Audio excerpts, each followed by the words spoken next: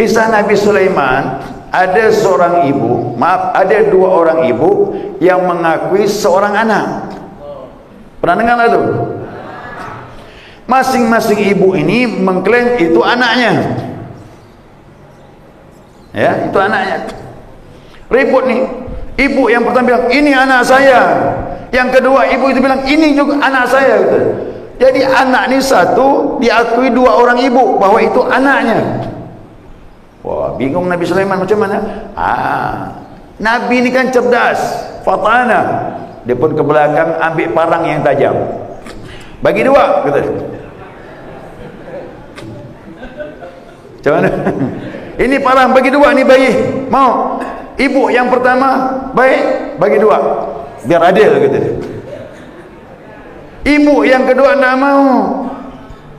Biarlah saya tidak dapat, tidak masalah. Jangan dibelah dua anak ini.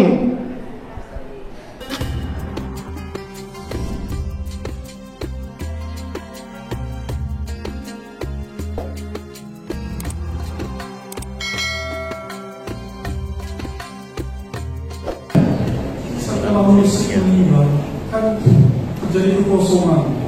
Jadi untuk ada musik yang baru itu apakah diangkat oleh murid atau macam mana prosesnya? Ya.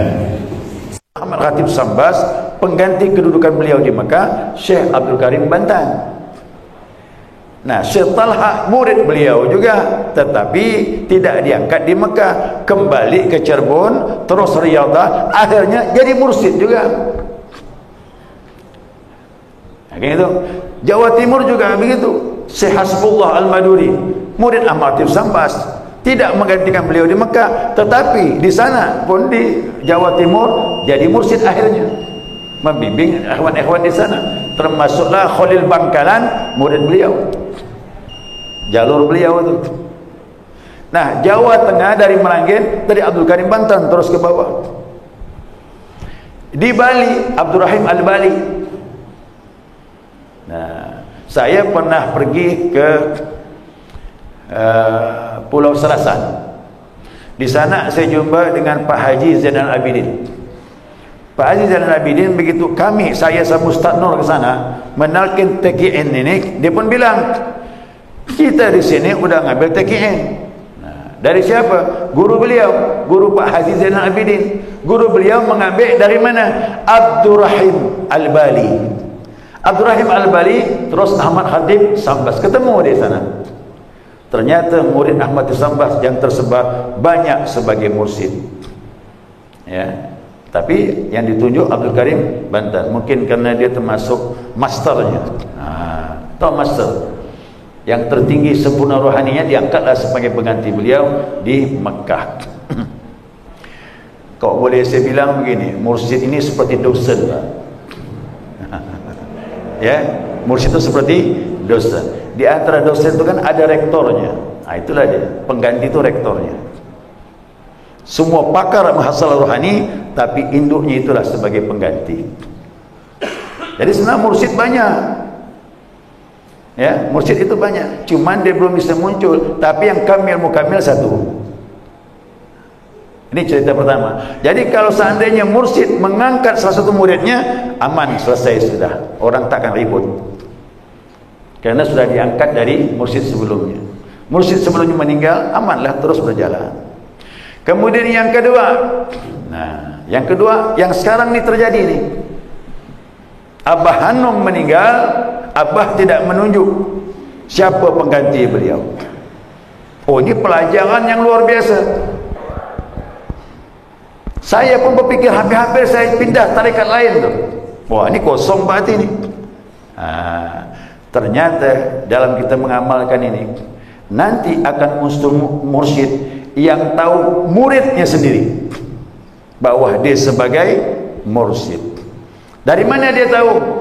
Murid yang istiqamah mengamalkan akan terbuka mata rohaninya dan akan dia mengetahui kualitas guru dia yang orang lain tak tahu. Tapi murid yang mengalami kemajuan rohani, tak bukan hanya murid yang ngamal-ngamalkan begitu yang dah. Apa kita ngamalkan tak tahu lah itu. Ini yang ribut ni tak ngamalkan, ribut luar biasa. Yang tak ngamalkan ribut, tapi yang mengamalkan istiqamah ni terus dihantamkan zikir riyadhah dan sebagainya, lambat laun akan naik rohani dia dan akan bisa melihat kualitas guru dia, dan ini tak terbantahkan. Walaupun orang lain mendustakan, tapi semurid tahu betul kualitas guru dia. Faham tu? Apalagi murid yang sudah tembus dia punya hati, dia akan tahu kebesaran rohani guru dia. Jadi sekarang ini nanti akan muncul dengan sedih dan tak terbantahkan. Walaupun dihujat macam mana pun, dia akan muncul secara perlahan-lahan. Tak bisa. Nah, saya dapat perumpamaan pelajaran. Pelajaran begini. Ibaratkan cerita Nabi Sulaiman. Tahu Nabi Sulaiman?